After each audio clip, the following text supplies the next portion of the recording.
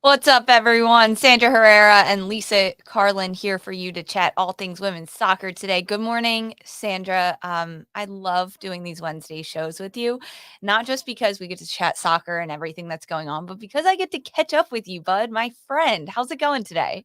It's going. I'm so hyped. It's midweek, but it's flying by. We're coming off and down, landing softly from all the Alex Morgan farewells. It's like let's just sort of like get back into the swing of things. We got a second half of the season to talk about. I love doing that with you. Happy to be here as always. I know the Alex Morgan stuff has been emotional this past It week, is. and it's crazy because it was like all at once, everything everywhere, and Yep. now the dust has settled and there's no more of her. Like, she doesn't get to play anymore. We really won't talk about her until something else Uh, happens in the news. It's very bittersweet, honestly. I just got like the I was just thinking of like the Avengers, like Marvel, like the disappearing, like Thanos in the end. I'm just like, oh God. What vision for you to just like draw up in my head right now, Jesus. Yeah, I don't even know Avengers. I'm laughing Oh, though. no. I'm Oh, sorry. it's I okay. can't watch all the movies and watch everything. While I have you here, Netflix, I think it's on Netflix, dropped the Hope Solo doc. Have you watched it yet? I will say that I did watch it, Oh, it's and on the top of my list. I haven't yet. yeah, I don't know if you're familiar with like her book from back in the day. I just sort of felt it was very much like almost like a visual retelling of that, layered in with some new stuff. So Wow. Okay. It's at the top of my list. I've got to watch it. So do you. But first, we've got an attacking third to get into.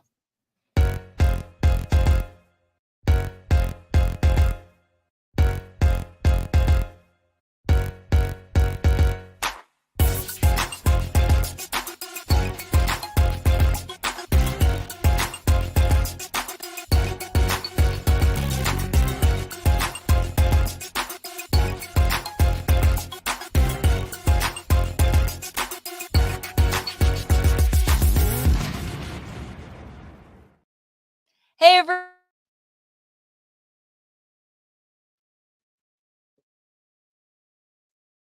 everyone. Welcome into special Wednesday episode of fun new things planned for you today, because what would a Wednesday attacking third be without some new segments, new things to dive into and chat about? Before we get into all of it, I just want to talk about a very big day today. It is 9/11, and I just want to remember that at the start of this show, because it's crazy that it's been 23 years since that have happened, and so many innocent, brave men and women lost their lives innocently and fighting and going into danger. So a special thoughts with all of those people that we lost on 9/11, and those families who still remember, and everyone who still remembers. But Sandra, we got women's soccer to talk about, and it's a big day because we've got a new segment that we're introducing that is going to run from now until the NWSL Championship match on November 23rd. But before we get to that, we need to hear from you, the people with us live on YouTube right now, any questions that you have for us, because today we are doing an Ask Us Anything segment, which, Sandra, it could be a little dangerous. Could be a little dangerous, but let us know. Drop those questions in the chat. What kind of questions do you want to hear from, Sandra? I hope they're related to like women's soccer. That's mostly what we do here at A3. I hope no one's just like, what do you eat for breakfast every morning? That's Where not does really the Sandra vibe. get all of her hats? Yeah, exactly. Like that's not really the vibe. Hey, if that's what you're jonesing for, sure. I can't promise that we'll get to those, but let's try to stay on the path here. Trust the process, y'all. So we've got Ask Us Anything segment. Drop us your questions in the chat. Our producer Mark is going to gather those and we will answer them later in the show. We've got the new segment running now until the NWSL Championship. We've got a segment about legendary second half surges. So we're going to take a look at the past, whether it's a team or a player that in the final half of the season really made a push.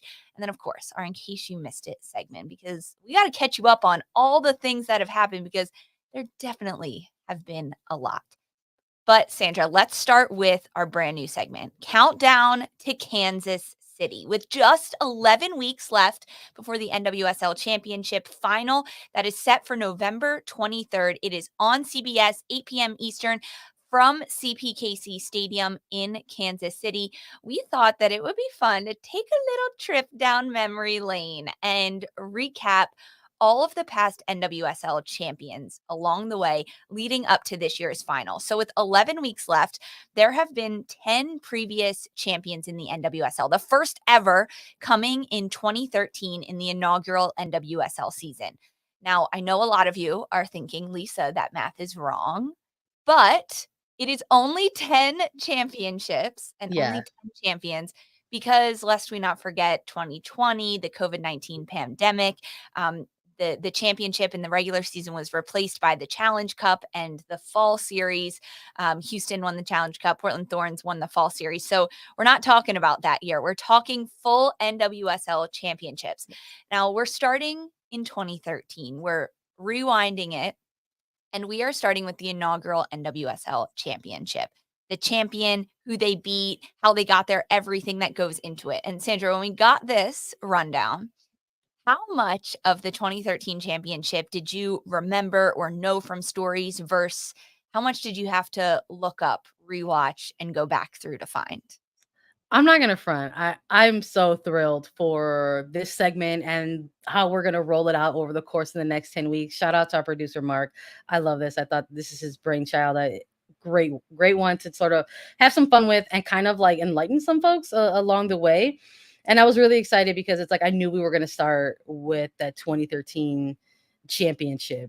And I gotta be real, like I'm not too far removed from kind of rewatching it. Shout out to the wonderful internet because you can maybe go on a certain website and look up old clips of things. And one of those things happens to be this final. And so during the height of the pandemic, like a lot of people found themselves with maybe some extra time on their hands, I went back and watched a lot of old NWSL games. They were not pretty, I'll be frank. A lot of times they were on YouTube. Not so much the case with the championship final in particular. If I remember correctly, I think it might have been like a cable event. But it was cool to sort of see some of revisit really some players who maybe are no longer playing in the league and kind of, remember how things got started in NWSL. Yeah, it's crazy to think back to that time and kind of what the season looked like, what the league looked like, the teams that no longer exist, the uniforms. I was watching this highlight. I watched it yesterday and then I rewatched it this morning before our show. And it's just so funny that it's Yeah. how many players are no longer in the league, no longer really around football anymore, and how many still play in the NWSL. It is pretty badass. Let's take a look back at the 2013 NWSL final regular season and how the regular season ended. It was the Western New York Flash that finished at the top of the table. They won the Shield that inaugural year, but they won it, Sandra, on goal differential because at 38 points, it was the Flash, FC Kansas City, and Portland Thorns, but the Flash took the Shield on goal differential. And the fourth team to make the playoffs, it was only top four back then, was Sky Blue FC sitting on 36 points. So first round of playoffs, the Flash beat Sky Blue 2-0, and Portland beat FC Kansas City in extra time 3-2. So the 2013 final was set for August 31st, 2013 at Sheelan Stadium in Rochester, New York. It was the Western New York Flash as the home team against the Portland Thorns as the visitors. Let's run through these starting 11s. You want to take us through Western New York Flash and their 4-4-2 lineup with manager Aaron Lines? All right, let's get ready for some of these names. Definitely let us know if you remember some of these legends, because some of them are actually still playing in the league. So to roll out, the Flash had Adriana French in goal, Brittany Taylor, Estelle Johnson, Amy Barczyk, Sarah Huffman, Angela Salem, Carly Lloyd, Catherine Reynolds, Adriana Martin, Abby Wambach, Sam Kerr. Just a couple names, just sprinkled throughout this Flash lineup. Just a couple legendary names. I mean, still playing in the league. AD French, Estelle Johnson Yeah, still playing. She's not in the league right now, but still playing. yeah, Angela maternity leave. Salem is coaching in the league right now. Pretty crazy to Yeah, think about all these different players. McCall Zerboni was subbed into this match. So was yes. Vicky DiMartino and Jodie Ann Robinson that came in. But Abby Wambach was the captain of this side with Carly Lloyd. And throughout the regular season, the Western New York Flash had the best defense in the NWSL. Through 22 regular season games, they only allowed 20 goals. And a lot of that had to do with Estelle Johnson and Brittany Taylor as the center back duo in front of AD French. They had a really good thing going defensively. And this Flash side went on really good streaks throughout this season. On the other side, Portland Thorns, I'll run you through this lineup. They had Karina LeBlanc in goal, absolute legend. Like this is so crazy to think about. Marion Doherty, Catherine Williamson, Rachel Bueller, and Nikki Marshall across the back line.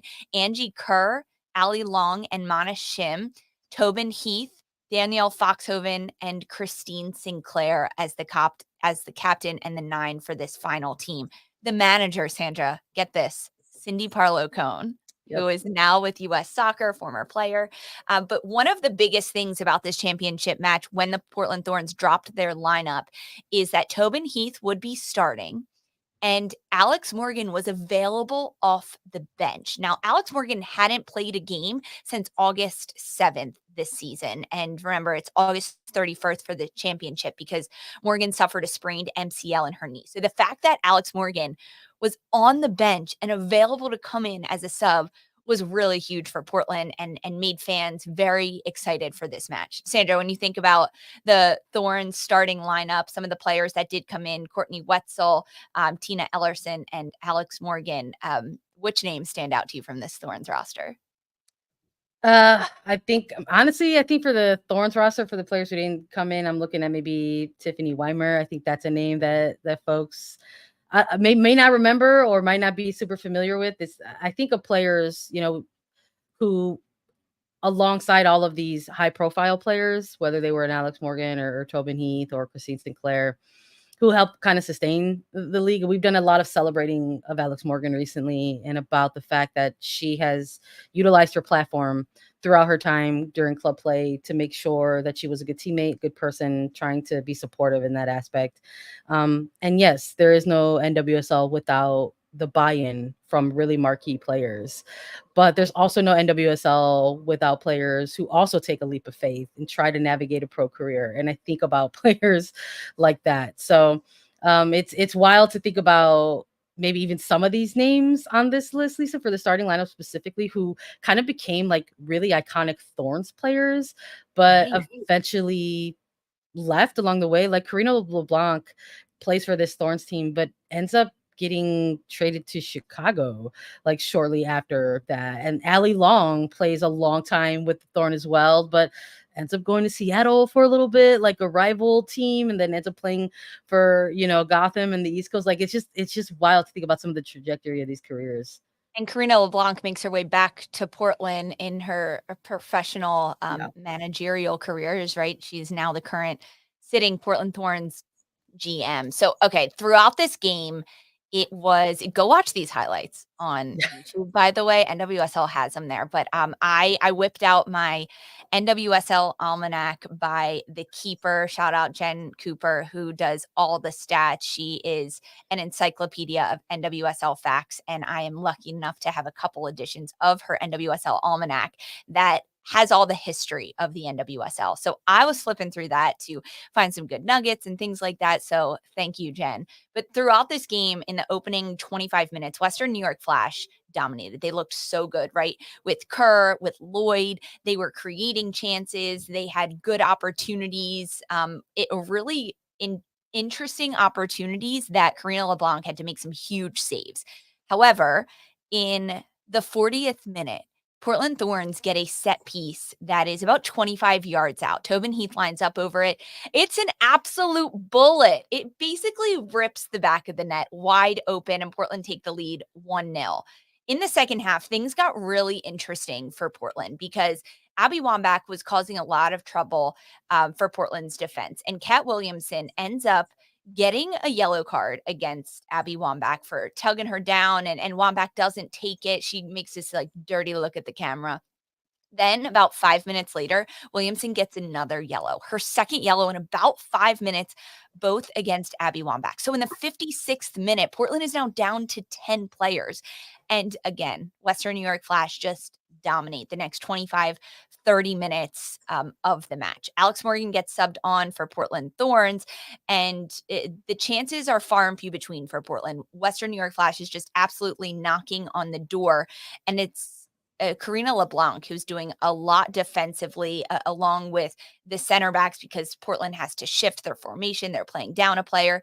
And in stoppage time, Alex Morgan gets the ball. She feeds Christine Sinclair through, and Portland go up 2-0 in the 92nd minute to win the inaugural NWSL championship. They go on a 4-game unbeaten streak through the playoffs, and they win the first major title for a major professional sports team in Portland since 1977. Tobin Heath is the midfielder, and she is named the MVP in this championship match, of course, scoring the go-ahead goal in the 40th minute.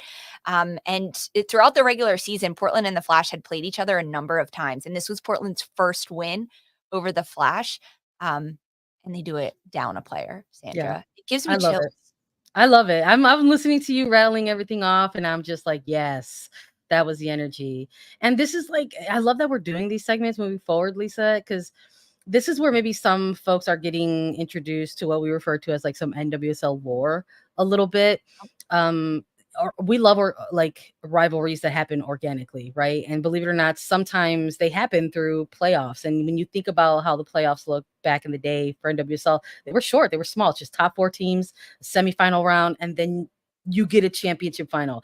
But they had a couple of games in the regular season that were kind of spicy. And then you have this concept of like, okay, surely that team's going to win because they did so well, because they, they go out and they end up like, getting a shield. And this is what you want to see. You want to see 2 really good teams with 2 really good rosters go head to head. But then there was a little bit of that lore that came in. It's like some of the lore that followed in NWSL was like, if you won the shield, you were probably going to lose the championship. And like that's a theme. That's a theme that like followed and haunted teams a little bit, like in the future championships, and we'll talk about that, in future episodes. But this is kind of like where it starts. So I love, like, for those reasons, because we all love the lore.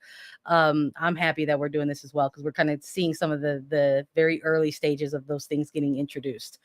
Absolutely. And even when you think about how the parity is so different now in the league, even though it's expanded with 14 teams this year and expanded playoffs going into this 2024 season, the parity is still there, right? Any team can win. The fact that 3 teams finished at the top of the standings in 2013, all tied on points, but the Thorns end up going on a 4-game win streak at the end of the season to snap Western New York Flash's 8-game unbeaten streak. The Thorns win the inaugural NWSL championship, and we did tease that we weren't going to talk about Alex Morgan anymore, but we're talking about her because she had the assist to Christine Sinclair to give the Thorns their 2nd goal. I absolutely love this because it's fun that we get to recap what has happened in the past all the way up until the championship. So this was our Road to Kansas City segment. We started in 2013. Tune in next week. We're going to talk about the 2014 NWSL championship, recap it, and go back through everything. And if you're joining us live on YouTube, hey, thanks. We've got a segment coming up called Ask Us Anything. So drop your questions into the chat. Our producer is taking them down. We want to hear from you. What do you want to know about the NWSL, the lore, goal scorers, predictions for this year? Anything. Drop them in the chat. We want to hear from you. Don't go anywhere, though. We are going to take a quick break, and then we're talking second half surges in the NWSL. See you soon.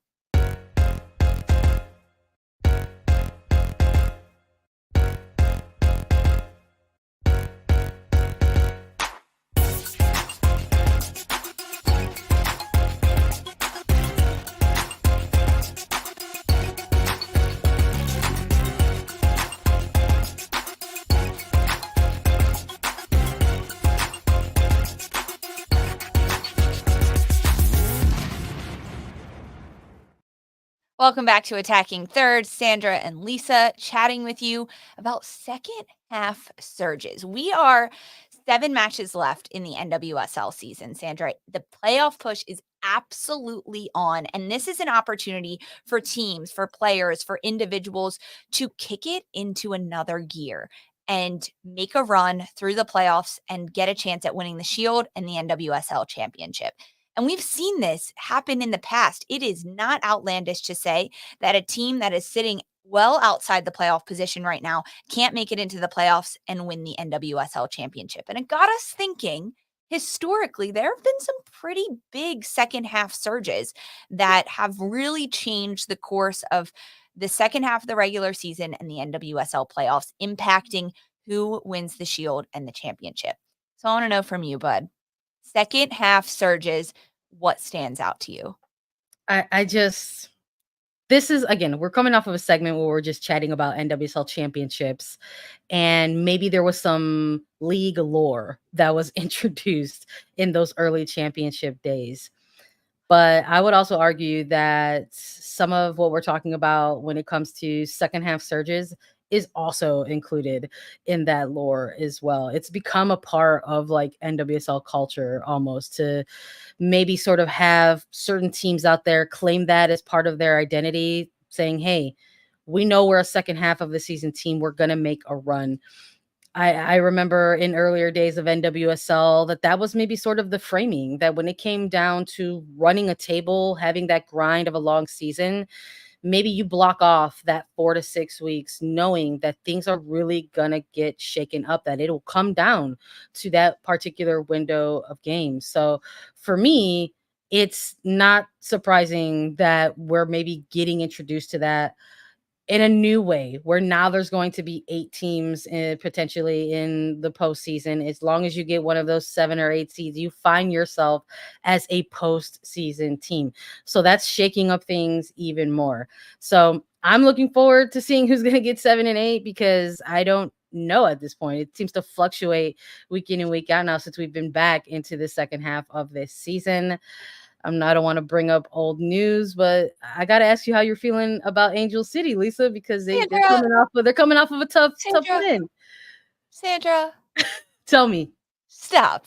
bake You me. know that segment was bold and cold, and It they was were very bold. essentially outlandish takes that were unrealistic. I have PR people, friends in the league, Yeah. texting me, emailing me about it, being like, "What are you talking about? Where is this coming from?" Tell them you're And being bold. and I just tell them I'm being bold. It was Right. basically a hot take That's right. that is just bold. Whatever. I don't care. I'm still rooting for it. I just think it would be fun to see because I don't have a like true team in the NWSL that I am a ride or die fan for. I'm just not there. Frankly, there's not a team in Philadelphia, so I'm not. And because of that, it allows me the pleasure of watching the NWSL fully unbiased because I don't care necessarily who wins. There are teams I like watching, there are teams I don't like watching, there are underdogs that I root for, players individually that I am cheering for. It makes my job that much more fun because I just get to go out there and watch. Not me, Right Lisa. now, I'll definitely be on an emotional roller coaster with Chicago. Like, that's I me. know you will. I know you will.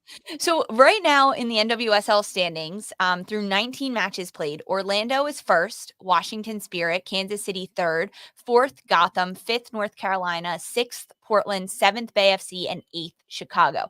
Second half of the table features Angel City in ninth, just outside the playoff line, Seattle 10th, Racing Louisville 11th, San Diego 12th, Utah 13th, and Houston 14th.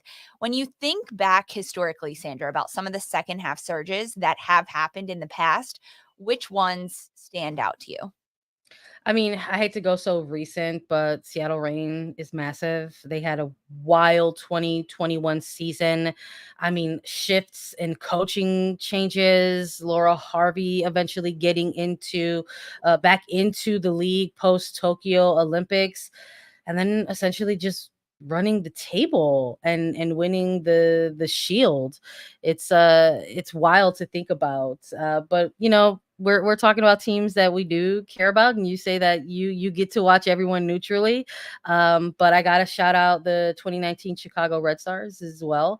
Yeah. I think on paper, arguably the greatest Red Stars roster in their franchise history. Lots of iconic players from Julie Ertz to Sam Kerr. And while they were middle of the table, maybe outside looking in at some moments, they went on an incredible run to finish second place with 44 points and make it all the way to a championship final. So lots of Yeah. stuff to take a look at here. That 2019 Chicago Red Star season was absolutely crazy because their point total in the second half of the season, they were insane. Like points per game, right? Our researcher did this little math for us. In the first half of the season for the Red Stars in 2019, they were picking up 1.4 points per game. So that is like just barely scraping by with a tie per game. In the second half of the season, 2.25 points per game. They doubled their total of points. Yuki Nagasato had 5 goals in the second half of the season. That was Sam Kerr's season where she went off and had 18 goals in the regular season. Of course, split half and half. In 2021, Seattle ended second, right? They came just behind the Thorns, and then they bounced back the next year and win the Shield in 2022. But 2022 was a big season for North Carolina Courage. And frankly, I think we're seeing that again this year with a Courage side that can come out in the second half and make a big difference in the way that they're playing, whether it's scouting opponents who are finally clicking on the field. In 2022, after 9 matches, just through 9 matches, North Carolina Courage were in last place. They were in 12th in the standings. Then they finished 1 point short of a playoff spot in 2022. They finished in 7th. But they were doing so well in the second half of the season, and a lot of that having to do with Dabinia. In the first 9 games, she only had 3 goals. And then in the next 13 matches, Dabinia had 9 goals. She finished 3rd in the Golden Boot race with 12 goals on the season. And she had 3 of her 4 assists on the year in the second half of the season. So there was a huge shift for North Carolina to absolutely dominate. And a lot of that having to do with Dabinia and also Angel City. I mean, this is like what I was talking about at the beginning of the season. Yeah. Remember what they did last year in 2023? Yeah, incredible. Absolutely incredible. Angel City was tied for last place after 11 matches in 2023. They ended up in 5th place, making their inaugural playoffs for the club. It was all of it. I'm going to say all of it having to do with Becky Tweed, right? She came in after 11 match days and absolutely dominated. They had 3 clean sheets in the second half of the season. They conceded just 9 goals compared to conceding 21 in the first half of the season. It was really fun to watch Angel Yeah. City do that. Look at that picture, I Sandra. know. I'm looking at the roster. I'm like, look at that team. I miss June Endo so I much. I miss hope her June recovery is Endo. going well. Yeah. I miss June Endo a lot. It's been fun, but it's clear to see that in NWSL, anything can happen. With 7 matches left, there is a lot to look out for. If you had to pick a team, Sandra, that is in the bottom half of the standings right now in the NWSL that could make it into the playoffs, which team would you go for? Oh, goodness. I want to say North Carolina. Oh, sorry. I still believe, in I still want to have hope for Racing Louisville, but they're just not showing enough on the pitch right now. But there's still a window of time for them to try to get something done. I would argue that Seattle is maybe making that surge right now. They're undefeated in their last 5 games, 3 wins. It's Yeah. hard to ignore what they're finally trying to put together. Absolutely. I like that shout. I'm still gonna stick with Angel City. You should do Let's it. go. They're That's just right. Stay 5 out bold, of the baby. playoff line. Stay bold. Bold. Stay bold. Okay, don't go anywhere. We are answering your questions when we get back.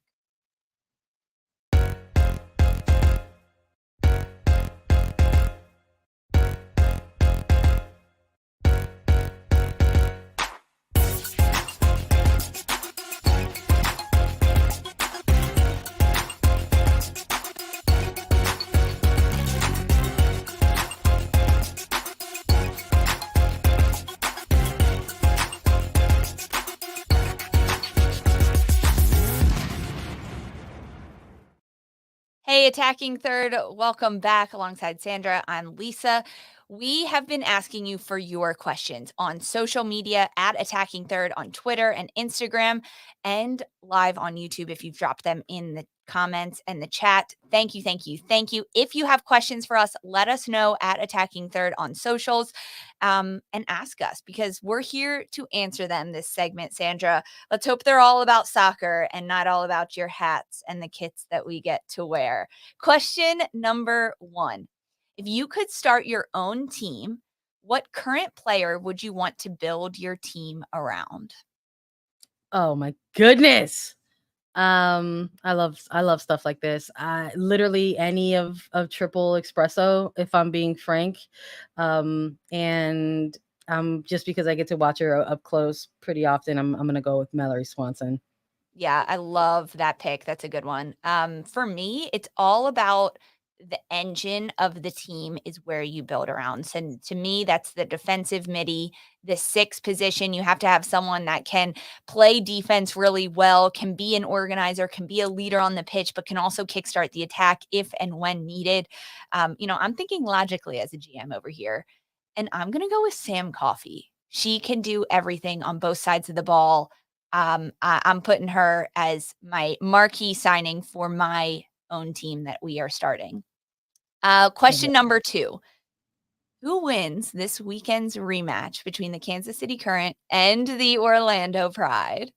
Oh man, I love that we're gonna do a pick in here because we didn't have like picks in our rundown. But I'm ready for a shakeup, man. And Kansas City seemed super peeved / motivated by that loss that they suffered to Orlando, and they've kind of gone on a little bit of a spiral since suffering that loss. They got to kind of climb back in. So I hope this is the upset. I'm gonna go with the Current. Say they're gonna bring Ooh, it. I like that pick. Orlando Pride at home at Inter and Co. Tough, It's just tough, too good, Sandra. You can't tough, beat them. I'm sticking with tough. the Pride on this one. I I am. respect it. Okay. Is NC Courage's away curse broken with their recent win over San Diego? Incredible question. Great question. I hope so. Talk about like casting away some demons. They have had it tough on the road. And selfishly, I think I had the pick to go all the way this year, Lisa. So I hope this was the thing that kind of kickstarts them for the remainder of the second half of the season. There are only 3 away matches left for North Carolina. So it wouldn't be the worst thing in the world if they just scrape by and pick up draws on the road. Right. They'll go on the road to take on Racing Louisville, Chicago Red Stars, and then Bay FC. But at home, they have Bay, San Diego, Angel City, and Washington, which honestly could be good. I hope it's snapped for North Carolina because going on the road and not being able to pick up points is mental to me, 100%. And once you can get over that hump, I think you're able to kind of push through and keep grinding. Okay, Mount Rushmore time, Sandra. Who is on the Mount Rushmore of NWSL for you? Now, we are getting these questions live in the chat, so mind us, we haven't had time to think about these answers. Mount Rushmore NWSL for you, Sandra. So the 4 players. NWSL specifically? NWSL specifically. Oh man, it's gonna be tough to think about that because I'm gonna want to throw in some folks that maybe people are like, who? But she's been in our mind, so I'm gonna include Alex Morgan on Mount Rushmore. I'm also actually gonna include Martha as well. She wasn't there at the beginning of NWSL. She came in 2017, but she's such an iconic player, and it is part of her legacy to kind of help build clubs around the world. She has gone and played in multiple leagues, and she's helped kind of sustain things. So I'm also going to include Martha on there. I think in terms of maybe 2 other spots, I would I'm gonna do argue. Sam Kerr. I'm gonna say she has the record right now, right? I'm Yes. gonna go Sam Kerr, and I also really want a keeper though on there as well. And honestly, I think I'm gonna maybe go with Jane Campbell. I was gonna say Jane. As soon as you said Like keeper, I was like Jane Campbell. She's like been one keeper, one club, has one goalkeeper of the year. I'm gonna Who put her was on the there first somewhere. person you put on your Mount I Rushmore? put I put Morgan and Martha. So Okay. yeah, I What think you about need a Christine couple of those. Sinclair? Yeah, sure. That could be on yours. Okay, she'll be on mine. As someone that's played for the same club since the inaugural season, Yeah, I think there's something legendary about having Christine Sinclair on that Mount Rushmore. 100%. Okay, we got this question on YouTube. Can you explain the number 9 role versus what a false 9 is? So this one is all about formations, and there's a lot going in. Uh, so depending if you're playing in a 4-4-2 with 2 strikers, that means you have 2 nines. A number 9 is like just the striker. You know how in basketball every position has a number? The same goes in soccer. Your keeper is the 1, your striker is the 9, your outside backs are a 4-5, your center backs are 2-3, the 6 I'm is like, the defensive midi, the 8 and the 10 are also midfielders, and 7 and 11 are the wide wingers in a 4-3-3. So it all depends on the formation. I'm trying not to get too in the weeds here with I'm this, gonna but I say, is it love. too silly? Is it too silly to almost compare it to like we use like dual sixes a lot? It's like, oh, maybe you could say they're dual nines. Like, Right. So it depends. A number 9 role, like a very traditional one, that kind that Alex Morgan played specifically with the US, was a stretching 9. She looked to get in behind back line. She looked to push the back line of defenses. She was like a lone striker. She could play in a dual 9 up top in a 4-4-2. And then a false 9 is the way that we see Mia Fischel play at the US international level, because she is the striker, but she drops a lot deeper into the midfield. So they call it a withheld 9, a false 9 that drops into the midfield. I don't know if I'm making any sense. I need a whiteboard and like full tactics. I'm putting on my coach's hat. I miss yeah, coaching. there you Um, go. okay, interesting one. I like that one. And any of the tactical questions, I've got you. We have one about Emma Hayes and Alex Morgan, Sandra. Do you think if Emma Hayes would have known that Alex Morgan was retiring after this year, that she would have included Morgan on the Olympic roster?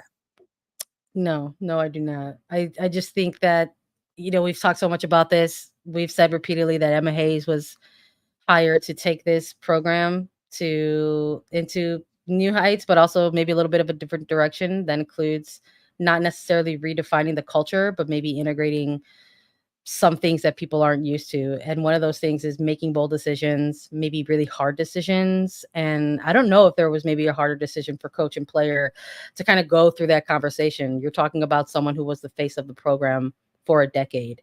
And now you have to have the conversation in the phone call that they are not going to make that final major roster. And I think everything that we know now, I'm sure those conversations were had between the appropriate parties, Morgan and her team, and Emma Hayes and the coaching staff. So I'm sure there was some layer of knowledge about the eventual trajectory of Alex Morgan's career. So I don't think that would have made that much of a difference going into that Olympic Games, and I don't think having that knowledge now would have affected that type of different outcome for the roster either, because of who Emma Hayes is and what she's trying to do with this national team. Yeah, I agree. I don't think Morgan would have gone. It was a decision that Emma Hayes had to make outside of emotions, and taking someone to the Olympics when you're in the quest to win gold. You don't do that as a farewell tour for a player, even at the caliber of Alex Yeah. Morgan. Now, I will say, if Alex Morgan didn't announce her retirement and wasn't expecting her second child, I believe she would have been back on a US roster for friendlies, for goodbyes, for anything like that. I believe that firmly, even if she had decided that she was gonna retire, because you could make a friendly roster bigger, right? Yeah. You could have a specific game to say goodbye to Alex Morgan. Everything changes now that she's pregnant, right? And I don't know if we'll Yeah. ever get that. We won't probably. So it's very interesting. That's the Again, we're timing. talking Yeah. about Alex Morgan. I love it. I Here we actually are. love it, Sandra. Okay, final question. Again, if you have questions for Sandra and I, let us know on YouTube in the comment section. Leave us a 5-star rating and review on Apple Podcasts with your question, or hit us up on socials at Attacking Third, and we're going to answer them. This question is about rookie midfielder Croix Bethune. Should Washington Spirit rookie Croix Bethune still win Rookie of the Year despite missing the last 8 games due to injury? Um. Yes. I look. I believe we're in a longer season this year. It's 26 games. So because of that, I think that once the award voting comes around, at least for determining the finalists, there will be some criteria that needs to be met. There's always that if you vote for a player must have played a certain amount of games during the regular season. Croix Bethune, I think, will have met that threshold. A, and B, what she did in her rookie season was incredible. Is incredible. It is another record that was matched, A, and B, by a rookie doing it in her rookie season. And the fact that she went to an Olympics, came back into the regular season and matched it in a game back, I think is even more incredible. So even from my own conversations, Lisa, amongst colleagues and in spaces, I would be shocked if Croix Bethune doesn't walk away with Rookie of the Year. But I do think it's a fair question because that's a chunk of games and what can happen in this second half of the season, like we've been talking about earlier in the show. So who's going to maybe shake things up there? 10 assists for Croix Bethune, and missing the last 8 games of the season. 100% she's a candidate for Rookie of the Year. I think she should be the Rookie of the Year. However, there's still 7 matches left to play, and there is going to be a big uphill climb for a player to knock Croix Bethune out of the Rookie of the Year spot and to knock her off of the number 1 candidate. I think if there are players that could do it, if we see Raylan Turner, who just got traded to Portland Thorns, go on and make a run. But I just think the impact of Bethune this year has been too big that she is the number 1 candidate for Rookie of the Year. Time will tell, though, right? There's a little bit more time left in the season, but it's going to be a lot to knock Croix Bethune off the top of that pedestal. Okay, this was really fun. Again, if you have questions for us, let us know at Attacking Third on socials, Twitter and Instagram. Hit us up. We want to answer your questions. We've got our In Case You Missed It segment coming up next. Don't go anywhere.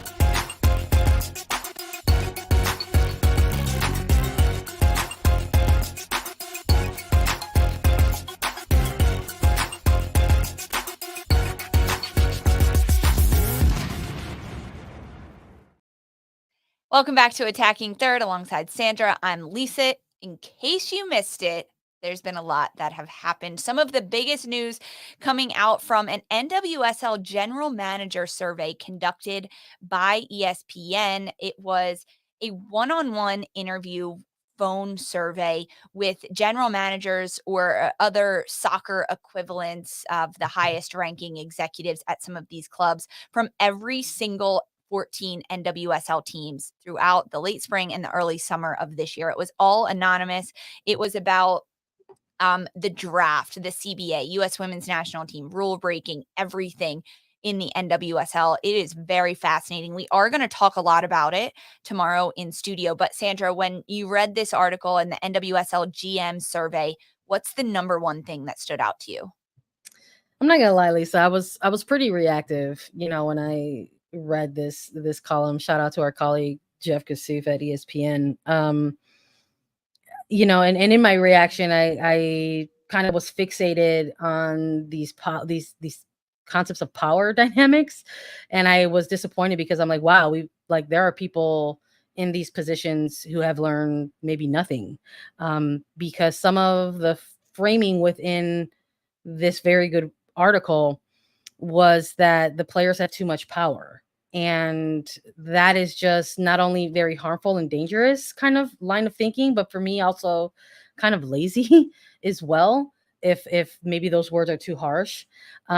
Because if you find yourself as a general manager or a sporting director or someone at the executive level who maybe once upon a time had to make decisions around players' lives in the league, and your frame of thinking is that it's a pendulum of power and it has swung too far the other way, I think it's a little dangerous and harmful. And I think it should maybe shift some of that framing to what is good sporting business and how can everyone involved kind of make sure that the NWSL is doing that. So part of this new CBA is getting the league level with FIFA regulations and how things are done globally in the world of soccer.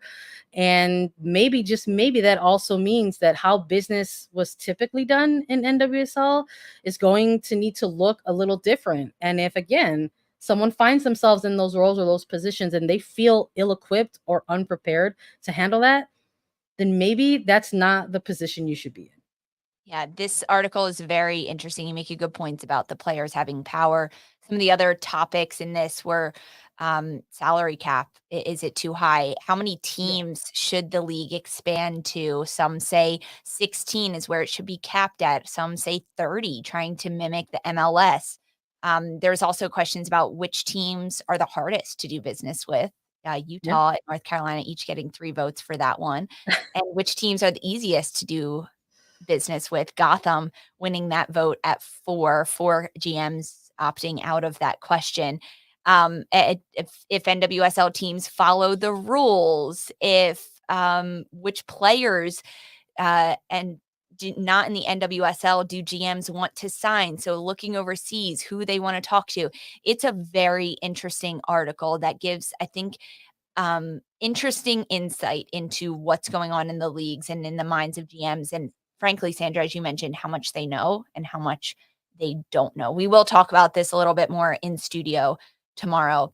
Some other big news, Bay FC's Rachael Kundananji, the forward from Zambia, has launched the Rachael Kundananji Legacy Foundation, ensuring that the girls in Zambia have access to soccer equipment that she didn't have. Kundananji didn't start playing organized football until she was 17 years old. And once she got there on a team, there was a lack of equipment, lack of support, and it made development really, really difficult. So she has now used her resources to get girls in Zambia the equipment that she never had access to, hoping to give the girls a chance to make a life out of the sport that she loves so much. Go off, Rachael Kundananji. Love this.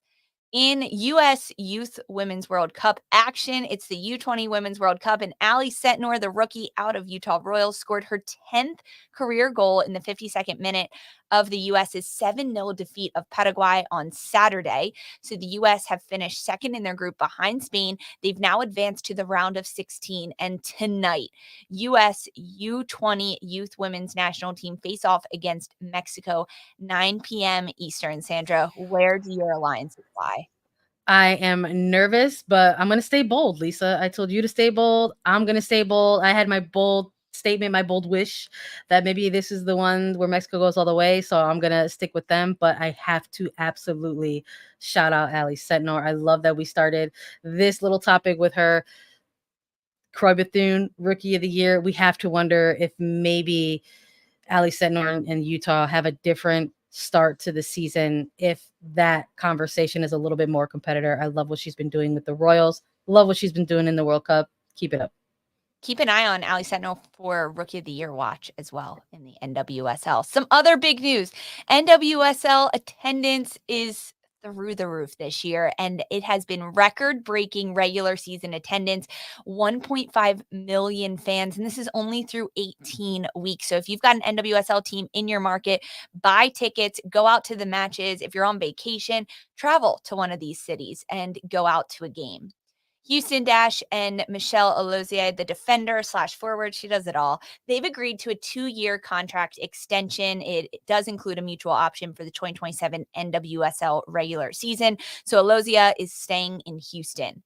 The French international and former Utah Royals midfielder Amandine Henry has signed with Toluca FC in Mexico. So she departed from Utah a few days ago, and now she's headed to Mexico to keep playing. Washington Spirit forward Trinity Rodman, she's breaking records, Sandra. She has recorded her 20th assist in all competitions. That happened on Saturday. Rodman, 22 years old, 100 days, has become the youngest to reach 20 assists for the NWSL teams in all competitions. And she breaks that record by nearly 3 years. It was Lynn Williams who held it before at 25 years old. Meanwhile, in FC 25, the FIFA game, they've announced their player rankings, and we've got some big ones on there. Triple Espresso makes a debut with Sophia Smith ranked 89th, Dabinia 88th, Mallory Swanson 87, and Rose Lavelle 87 as well. They are the 4 highest rated players in FC 25. Does that sound correct, Sandra? Yeah, I'm here for it. I may have bumped Trinity Rodman up a little bit, but Yeah. hey, I think all of these players are deserving. I definitely would have bumped Trinity Rodman up a little bit higher, but we'll see. Swanson's up there pretty high, and I like that as well. This was fun. Absolutely amazing. Sandra, final thoughts for the people? Watch all the soccer, all of it, all the women's soccer. Go. Do it and then ask us your questions. Hello, we want to hear from you. Thanks everyone so much for joining us. Make sure you follow Attacking Third wherever you get your podcasts and leave us a 5-star rating and review and your question. We're also available on youtube.com/attacking third, and you can watch us on CBS Sports Golazo Network for all your women's football coverage. For Mark and Sandra and Lisa, this was Attacking Third.